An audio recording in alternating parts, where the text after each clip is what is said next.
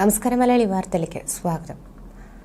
ഇന്നത്തെ തോതിൽ മഞ്ഞുരുകുന്ന സാഹചര്യത്തിൽ ഹിമാലയ പർവ്വതം ഏറെക്കാലം ബാക്കിയുണ്ടാകില്ല.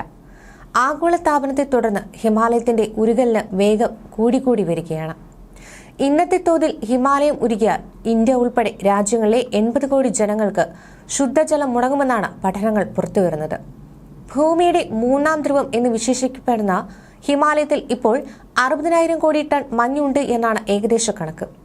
2002 മുൻപ് വർഷം തോറും ശരാശരി 25 സെന്റിമീറ്റർ ഉയരത്തിൽ ഹിമപാളി ഉരുകിയൊലിച്ചു പോയെങ്കിൽ 2000-ന് ശേഷം ഇത് 50 സെന്റിമീറ്ററായി വർദ്ധിച്ചുവെന്നാണ് പഠനങ്ങൾ പറയുന്നത്. ആഗോള താപനില ഇക്കാലയളവിൽ 1 ഡിഗ്രി സെൽഷ്യസ് കൂടിയതാണ് മഞ്ഞുരുകലിന് പ്രധാന കാരണം. ഇന്ത്യ ഉൾപ്പെടെ ഏഷ്യൻ രാജ്യങ്ങളിൽ നിന്നുള്ള പരിസ്ഥിതി മലിനീകരണമാണ് ആഗോള താപനത്തിനും അതുവഴിയുള്ള കാലാവസ്ഥാ വ്യതിയാനത്തിനും കാരണമെന്നാണ് പാശ്ചാത്യരുടെ നിലപാട്. 40 വർഷത്തെ ഉപഗ്രഹ നിരീക്ഷണത്തിലൂടെ ഇന്ത്യ, നേപ്പാൾ, ചൈന, ഭൂട്ടാൻ എന്നീ രാജ്യങ്ങളിൽ നടത്തിയ പഠനത്തിലാണ് ഈ ഞെട്ടിക്കുന്ന കണ്ടെത്തൽ. ഹിമാലയത്തിൽ രൂപപ്പെടുന്ന മഞ്ഞുകട്ടയുടെ പകുതിയോളം ഭാഗം ഉരുകിക്കൊണ്ടിരിക്കുകയാണ്. പടിഞ്ഞാറ് നിന്ന് കിഴക്കുവരെയുള്ള മേഖലയിൽ 2000 കിലോമീറ്ററിനുള്ളിൽ 650 മഞ്ഞുമലകളുണ്ടെന്ന് ഉപഗ്രഹ സർവേയിൽ കണ്ടെത്തിയതായി പഠനത്തിൽ പറയുന്നു. 1975 മുതൽ 2000 വരെയുള്ള വർഷങ്ങളിൽ മേഖലയിലുടനീളം മഞ്ഞുമലകളിൽ നിന്ന് പ്രതിവർഷം 1/4 മീറ്റർ ഐസ് വീതമാണ് നഷ്ടപ്പെട്ടതെന്ന് പഠനങ്ങൾ വ്യക്തമാക്കുന്നു. ഹിമാലയത്തിൽ നിന്ന് ഉത്ഭവിക്കുന്ന നദികളെ ജലസമ്പന്നമാക്കുന്നത് 12 മാസവും ഉരുകുന്ന മഞ്ഞുപാളികളാണ്. ഇവ അതിവേഗം ഉരുകുന്നത് ഈ നദികളിൽ മിന്നൽ പ്രളയങ്ങൾക്ക് കാരണമാകുന്നു.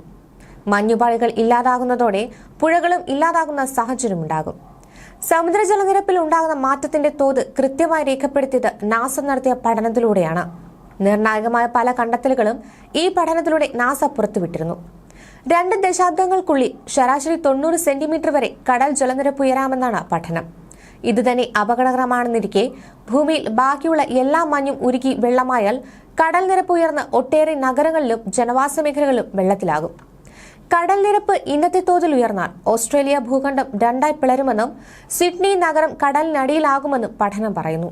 ഏഷ്യയിൽ മുംബൈയും കൊൽക്കത്തയും മുതൽ ഷാങ്ഹായും ടോക്കിയോയും വരെ കടലെടുക്കുമെന്നാണ് പഠനങ്ങൾ. അമേരിക്കയിലെ വാഷിംഗ്ടണും മിയാമിയും ഉൾപ്പെടെയുള്ള തീരദേശ നഗരങ്ങളെല്ലാം കടലിനടിയിലാകും. തെക്കേ അമേരിക്കയിലെ ആമസോൺ വനങ്ങളുടെ വലിയൊരു ഭാഗം കടൽ കയറും.